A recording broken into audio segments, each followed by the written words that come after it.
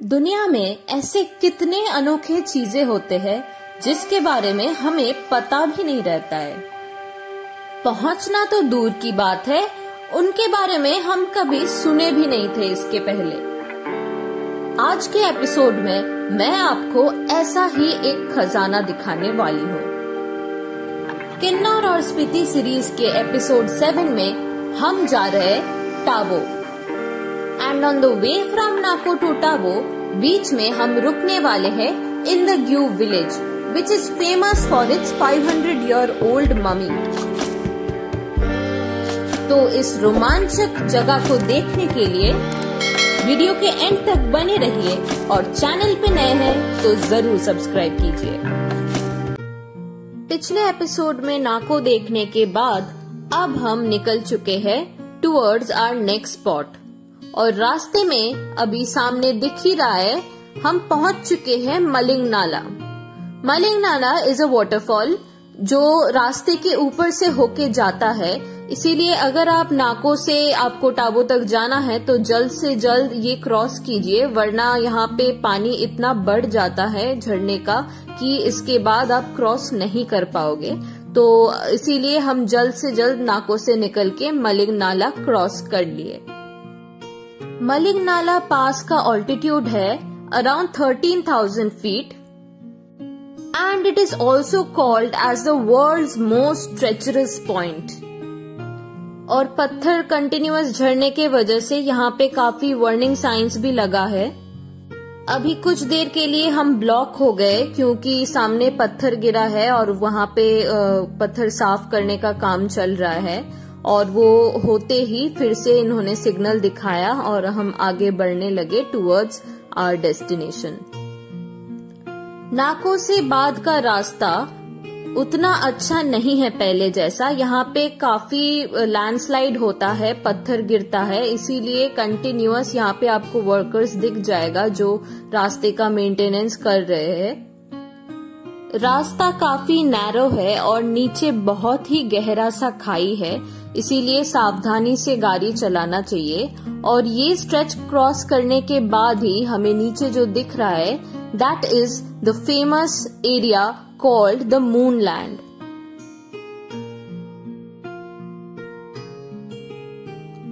Moonland यानी चांद जैसा सरफेस है इस जगह का।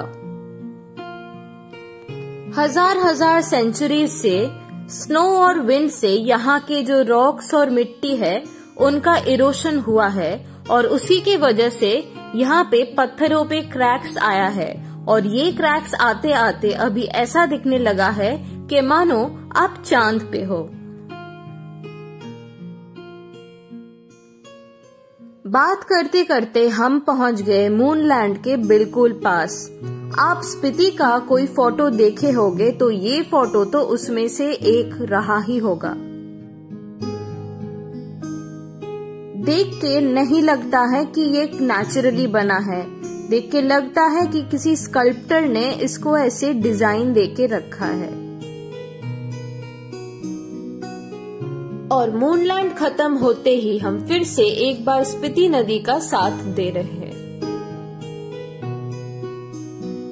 अब बहुत ही जल्द हम सुमडो पहुंचने वाले हैं जहां से शुरू होगा actual Spiti district.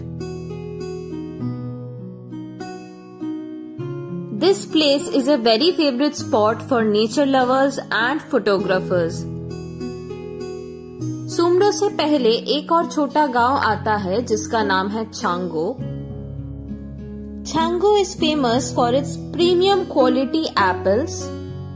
Along with that, Chango में एक जायंट प्रेयर व्हील है which is also one of the largest in the entire world। अभी हम जिस जगह से जा रहे हैं इसको बोलते हैं हांगरांग valley. This is also the second largest valley region of the Kinnaur district. Largest valley था हम जो ऑलरेडी होके आए हैं सांगला वैली, जिसमें ऑलरेडी बसपा रिवर है। नाको से सुमडो का डिस्टेंस है सिर्फ 35 किलोमीटर्स और जल्द ही हम पहुंचने वाले हैं सुमडो।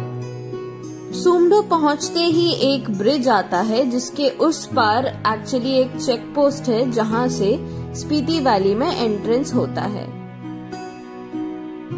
और अभी ये ब्रिज क्रॉस करते ही हम एंटर करेंगे to what we were waiting for so long. हम एंटर कर रहे हैं Spiti valley.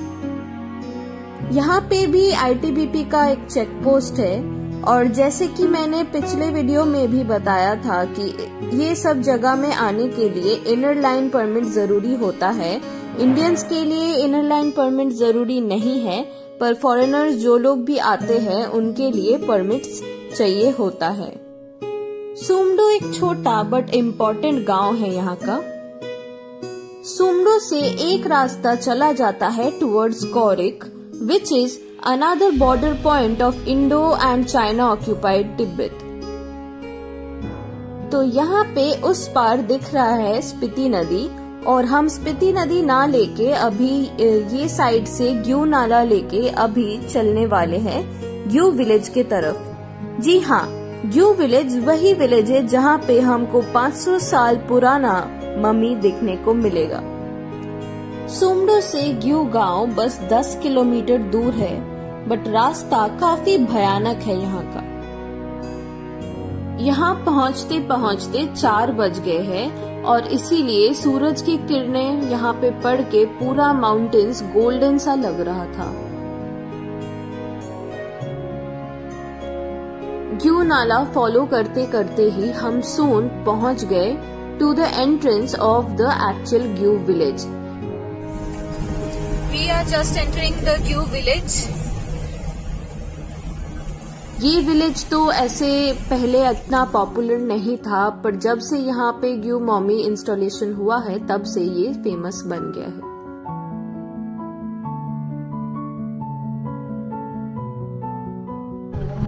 The roads here are so dangerous and tough that our car engine is now too hot and we are resting our car here actually so that we can go for the next climb.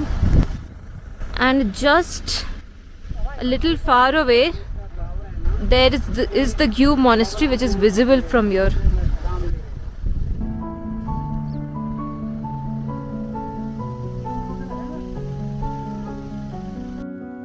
तो थोड़ा देर wait करने के बाद गाड़ी जब ठंडा हुआ तब हम फिर चल पड़े towards the actual monastery of Gue.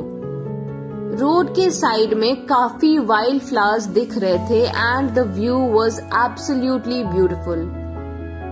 Gue mummy देखने के लिए 30 रुपीज का एंट्री फीस देना पड़ता है पर person. We have just reached the Gyu monastery that's just behind me and we came through the Gyu village, and on one side of this monastery there is the Gyu mummy। यहाँ पे एक Buddhist monk का mummy है जिनका नाम था शांगा Tenzing. Mummy word सुनते ही हमें याद आता है इजिप्ट का, बट नहीं, ये ममिफिकेशन का प्रोसेस कुछ अलग ही है। So the Gyu mummy that we just saw, the Gyu mummy was actually found out in an earthquake by the army, and after that the scientists did some carbon dating and found out that it was the mummification was done in around 14,000 AD, and the process of self mummification is actually that this monk closed himself under the ground for several years until he actually passed out there, and he used to send some signal upwards to let the people know that he is still alive, and when he stopped giving the signal they found out that he was not alive anymore, and that is the process of self mummification। Gyu mummy का दर्शन करने के लिए जूता बाहर खोल के अंदर जाके आप दर्शन कर सकते हो। ये एक ग्लास बॉक्स में प्रिजर्व्ड है। ये natural process of self mummification को बुद्धिस्ट लैंग्वेज में बोलते हैं sokushinbutsu, meaning Buddha in this very body. ये प्रोसेस अभी इलीगल है, पर अभी भी बहुत से देशों में बुद्धिस्ट रिलीजन में ऐसे कई सारे ममीज प्रिजर्व्ड है। ग्यू का मॉनेस्ट्री स्पीति के बाकी मॉनेस्ट्रीज जितना पुराना नहीं है। इनफैक्ट यहाँ पे अभी भी कंस्ट्रक्शन तो इनकम्प्लीट ही है, अभी भी काम चल रहा है और ये मॉनेस्ट्री बहुत ही नया नया बन रहा है। और यहाँ से आपको पूरा ग्यू विलेज का एक बहुत सुंदर सा पैनोरामिक व्यू दिख जाएगा। और मॉनेस्ट्री के पीछे जो पहाड़ दिखता है वही इंडिया का आखिरी पहाड़ है और उसके पीछे जो बर्फीले पहाड़ है वो चाइना में पड़ते हैं।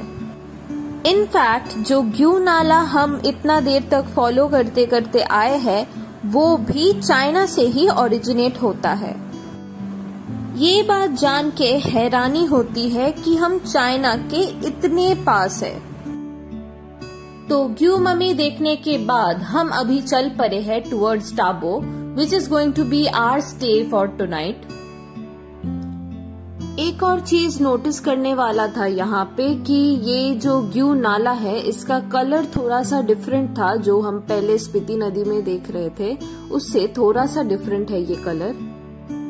एक बेहद मजेदार चीज है स्पीति के बारे में कि यहाँ की जर्नीज बहुत लॉन्ग होते हैं, रास्ते बहुत लंबे होते हैं, पर थकान बिल्कुल भी महसूस नहीं होता है। पता है क्यों? क्योंकि ये नजारे इतने सुंदर है कि आप थकान भी भूल जाते हो। पिछले कुछ सालों से स्पीति में टूरिज्म बहुत ही डेवलप हुआ है।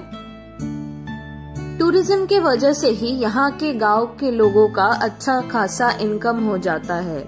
Spiti is very rich in its culture and traditions. यहाँ का हिस्ट्री बहुत ही पुराना है, 1000 साल पहले से भी ज्यादा है यहाँ का हिस्ट्री और तब से उससे ज्यादा भी है मॉनेस्ट्रीज का एजेस यहाँ का। अभी हम जो विलेज क्रॉस कर रहे हैं इसका नाम है चंडीगढ़ विलेज। सुन के चौंक गए ना? But do not confuse with the actual Chandigarh. This is another Chandigarh village which is in Himachal. यहाँ पे नदी के किनारे बहुत सारे नए एप्पल के पेड़ लगाए गए हैं फॉर प्लांटेशन। चंडीगढ़ विलेज के बाद ही हम एक और विलेज क्रॉस किए जिसका नाम था विलेज लारी और यहाँ पे कुछ होम स्टेज भी दिख रहा है। इस विलेज का आबादी सिर्फ 235 है, यहाँ पे साइन बोर्ड देख के पता चला। और 8 से 9 घंटा जर्नी करने के बाद फाइनली हमें वहाँ दूर में दिख रहा है टाबो। एंडलेस येलो माउंटेन्स के बीच में एक छोटा सा स्पेक ऑफ ग्रीन। काजा के बाद Tabo is the second largest town in the entire Spiti valley. Tabo के पास आते ही हमें फिर से बहुत सारा एप्पल ट्रीज दिखने लगे रोड के दोनों साइड पे। टाबो काफी पॉपुलेटेड एरिया है और यहाँ पे बहुत सारे होटल्स और होम स्टेज भी मिल जाएंगे। इनफैक्ट यहाँ पे काफी सारे अच्छे कैफेज भी है। टाबो में हम रुकने वाले हैं होटल सिद्धार्थ में, तो चलिए देख लेते हैं कि यहाँ का एकोमोडेशन कैसा है। होटल का स्टाफ काफी अच्छा है और रूम भी बहुत ही ज्यादा वेल मेंटेन्ड है। स्पीति के होटल्स के बारे में एक और बात बता दूं कि यहाँ पे मोस्ट ऑफ द होटल्स में आइदर ब्रेकफास्ट और डिनर तो कॉम्प्लीमेंट्री ही रहता है हमेशा। इस होटल का लोकेशन काफी अच्छा है और डायरेक्टली फ्रॉम आवर रूम पीछे दिख रहा है एप्पल ऑर्चर्ड्स जिसमें अभी भी ग्रीन एप्पल्स है। और ये है व्यू हमारे होटल के टेरेस से।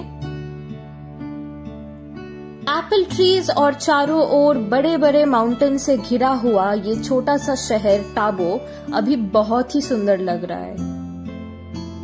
सनसेट का टाइम बस होने ही वाला है और अभी स्काई भी बहुत ही अच्छी तरीके से ऑरेंज हुआ था कुछ देर पहले।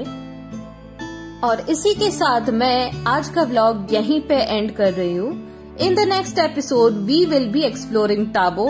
टाबो का ओल्ड मॉनेस्ट्री जो की है oldest monastery in the entire Spiti valley, and also we'll check out the new monastery and few very exciting places in Tabo. So stay tuned for the next video. Screen पे अभी जो वीडियो दिख रहा है वहां पे जाके टैप कीजिए for the next episode and see you very soon. आज का वीडियो अगर आपको पसंद आया तो वीडियो पे लाइक जरूर कीजिए and bye bye till we meet again.